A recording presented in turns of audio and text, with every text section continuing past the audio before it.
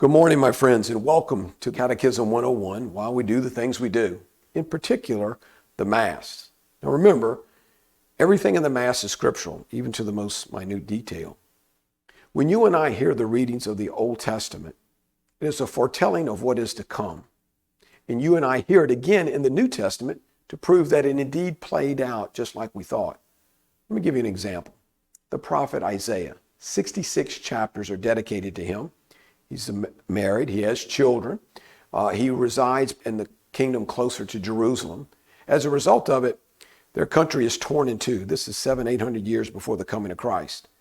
He is the most utilized prophet in the New Testament. He's the most quoted prophet in the New Testament.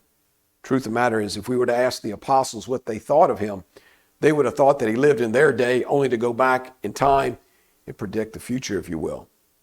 My brother and sister in Christ, when you and I hear the Old Testament, especially like Isaiah, the virgin's birth, the birth of the child, the crucifixion, all these things are foretelling of what is to come. The book of Psalms is the Psalms that the Jewish people would read. There's 150 of them.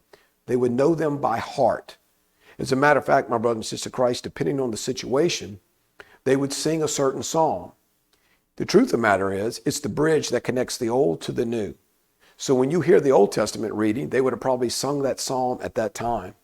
And then when you hear the New Testament reading, we would have sang the exact same psalm, knowing that these two readings would have gone together. Matter of fact, every Jew would have known.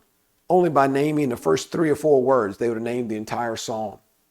My brothers in Christ, then you and I hear the New Testament, which is ultimately the play out of what the foretelling was in the Old Testament. My brothers and sisters in Christ, if you and I go to Mass one Sunday every week for 3 years, you would have heard the entire Bible.